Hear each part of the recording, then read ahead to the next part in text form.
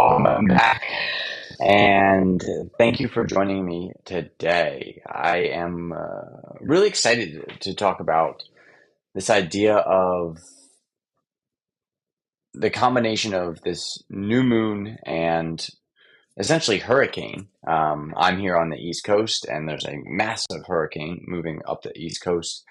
It's sitting just off of Delaware right now, and what it reminds me of is how we have these events in our lives that allow us to notice where we are weak, where we have let things go, where things are dying in our lives that we can let go and allow them to pass instead of actively pruning and taking care of some of the things. We just allow things to fall to the wayside. And these hurricanes, these new moons invite us to take a look at our life and see what are the things in our life that can fall away, that can be let go of. So as the hurricane comes through, again, it throws wind, and anything, let's take a tree, for instance, any branch that is not strong enough to withstand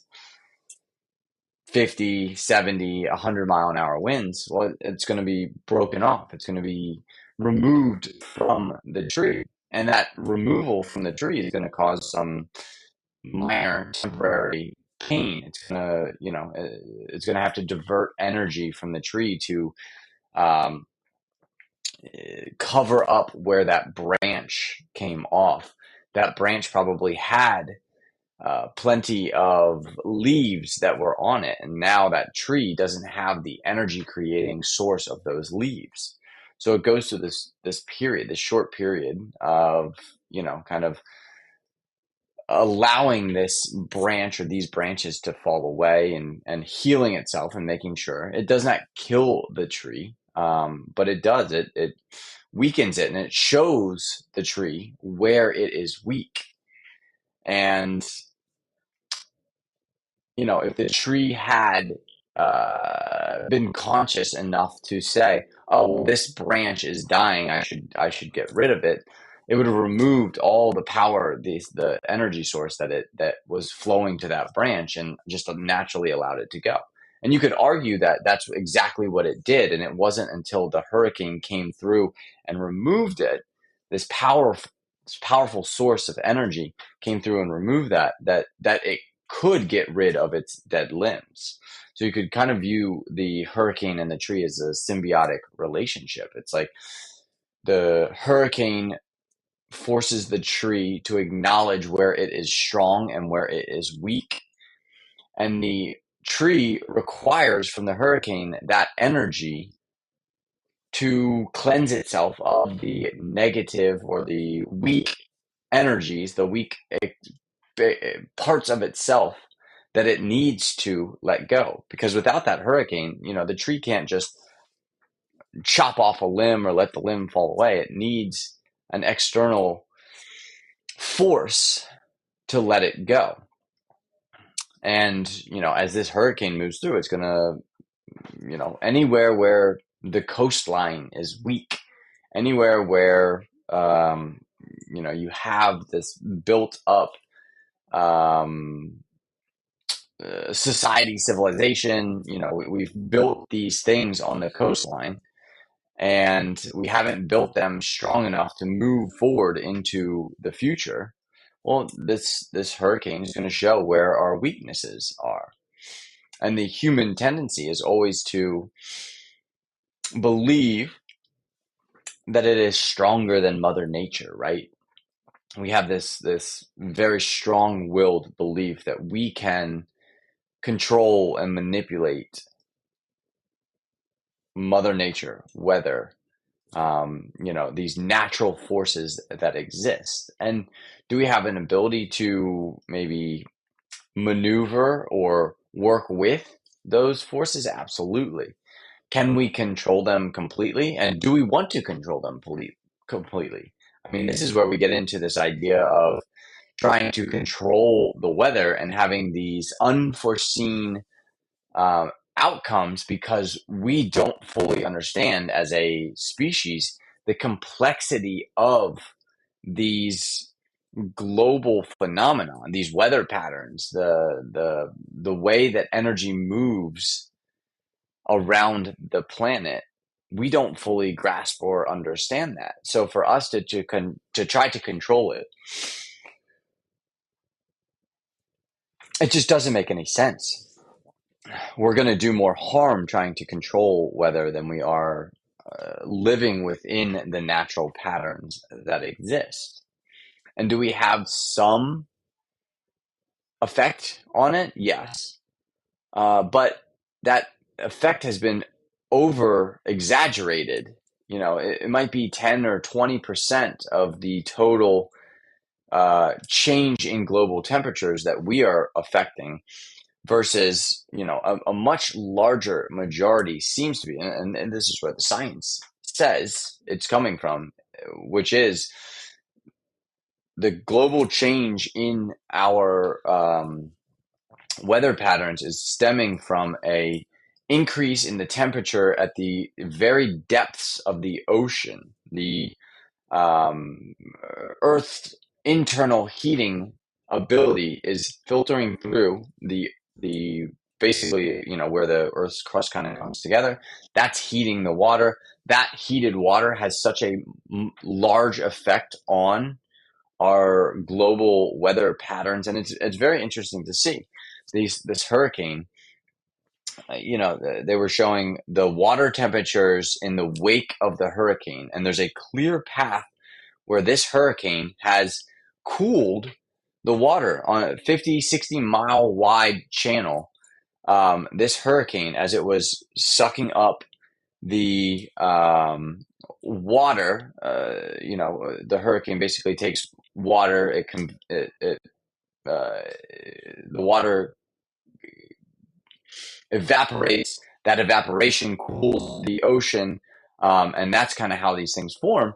Well, the hurricane is just natural process of eliminating higher temperatures in the water. It's a natural process, and there's physical evidence of its ability. I mean, it was uncanny to see. They had Florida, South Carolina, water temperatures were in the 70s and 80s, and then 100 miles off, or 200, 300 miles off the coast, where the eastern side of the storm, where all the convection, where it's sucking up all the energy from the ocean, you can see this clear channel where it has moved the water temperature down 4, 5, 6 degrees.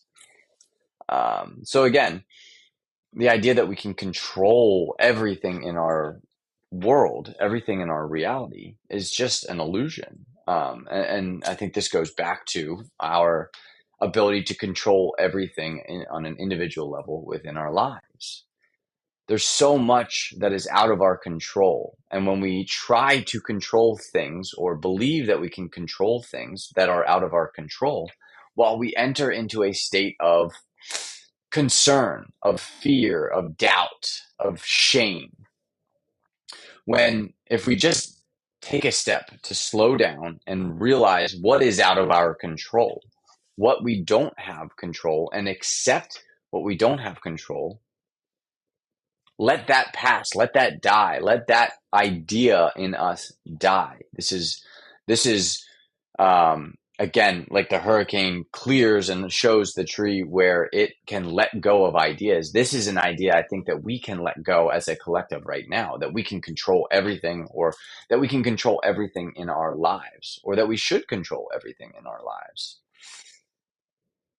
because so much of it is out of our control. So in this hurricane season, with the new moon showing up, one thing that at least I'm noticing is to let go of the things that I cannot control, and accept the things that I can. And as you begin to flow through life, as you begin to let go of this idea of needing to control everything, in your life and you accept that you can allow things to come into your life that maybe were unexpected. Maybe you had no idea that this was even a possibility. This is expanding your awareness to future possibilities that are beyond what you could have created from your past experiences. Then it allows the opportunity for things to just flow into your reality. So going back to that tree branch, when the tree loses one or two or four branches, it has the opportunity to grow fresh, new branches. Same thing with the leaves. When it loses its leaves at the end of fall, in the spring, it has an opportunity to grow brand new, fresh leaves, leaves that are going to provide the energy that it needs for the next 12 months.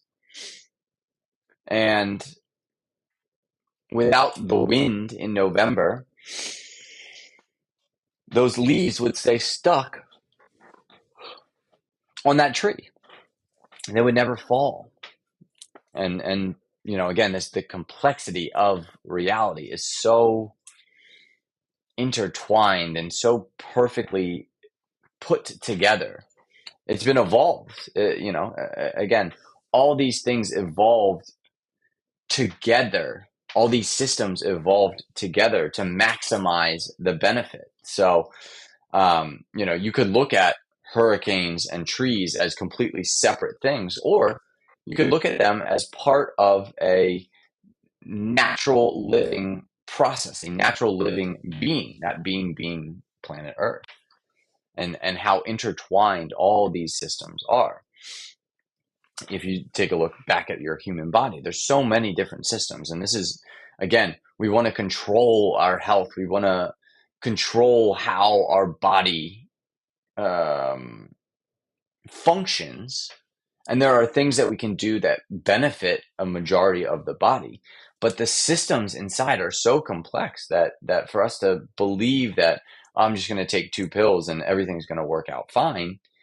No, you have to go back and understand how the body evolved over time to interact with the reality that it was experiencing. For most of the time, we had access. We had sun was shining on our skin, on our cells, was entering our body.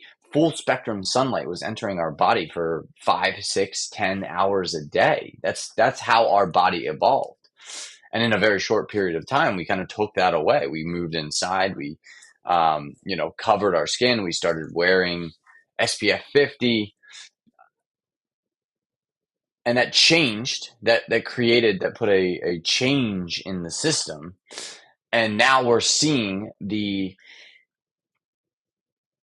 long-term effects of those changes on our systems. And again, the body can evolve very quickly. I think where we are in epigenetics and our understanding of epigenetics is that the body can evolve very, very quickly. It is capable of changing, within one generation, how the DNA is manifesting into the physical form. But we have to be aware, and if we can maximize the systems through which our body has evolved, it allows for us to be in a more harmonious, a more in alignment with the systems that created and evolved our physical being. And then from my perspective, when we have our systems in alignment, that they're not fighting for survival, that our body is healthy, is comfortable, is in homeostasis a majority of the time. Our nervous system is in homeostasis. It's not in fight or flight. It's in rest and digest, or it's in a balance between rest and digest and fight or flight. Maybe it's 2 hours of fight or flight and 18 hours of rest and digest and 4 hours of just kind of neutrality. when we start to put our physical bodies into these spaces where it is in a more neutral, a more aligned, a more in flow pattern, well, we get to gain access from information deep down inside of us.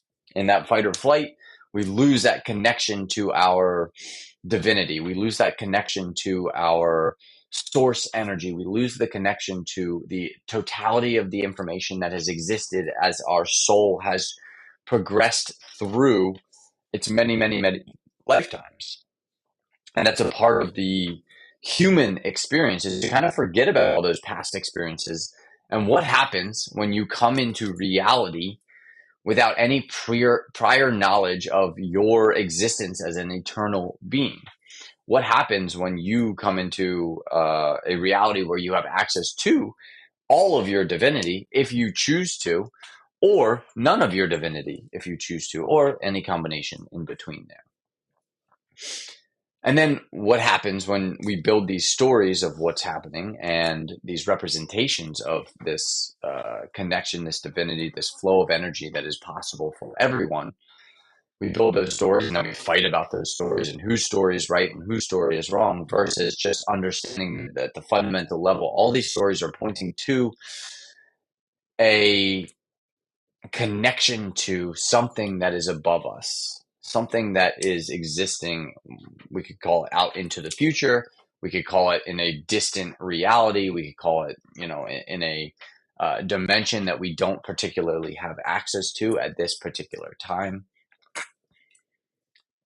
Whatever that is, these are what I believe the philosophies and the religions and everything is talking about.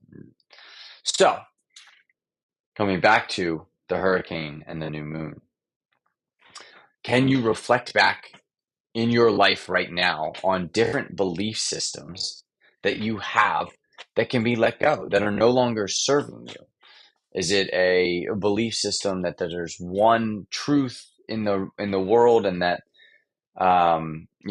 no one else's truth could be as true as yours?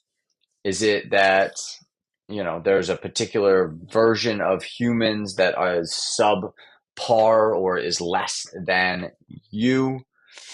Is it that you are a single individual human that does not have eternal life flowing through it right now? Like, what stories are you holding on to, both on a conscious and subconscious level, that can be let go? What is this hurricane, this storm that humanity seems to be in? What is it pointing you towards that you can let go? What stories, what beliefs is it pointing you towards? And those stories, those beliefs are going to be the ones that feel like they're under a ton of tension when we go through these storms in our experience, in our collective reality and in our personal reality. The weak branches are the ones that are put into total stress and feel like one day they just kind of break. Those are the stories, those are the beliefs that we're being drawn or called to examine and see, is that something that I really want to believe, or is that something that I just kind of picked up from um, a mentor, a person, my parents, the school system, the religious system, any of these systems that we kind of brought up and developed our view of reality through. How can we let go of some of those stories? And it's the storms that'll show us, that pinpoint those beliefs, those stories. So the storms, just like the tree, I'm sure it dreads hurricane season because it does go through a painful experience. But in the end, 9 times out of 10, it loses the branches that are dying or dead in order to free itself up to focus its energy on the branches that are sustaining life, that are healthy, that are living. So take this time right now to go through your life in the storm, in the new moon that you're in the opportunity to rebirth yourself. Go through and see, what are those stories that I am creating, or I am living, or I am experiencing, that are ready to die, that are ready to pass, that are ready to be gone from my awareness. As always, much love. Appreciate everybody listening. I hope you enjoyed this metaphorical journey. And yeah, leave me a comment. Let me know what stories you're letting go of during this hurricane and new moon. Let me know what beliefs you're letting go. Would love to, yeah, just share and interact. So have a great week. Hope everybody is enjoying life to the fullest.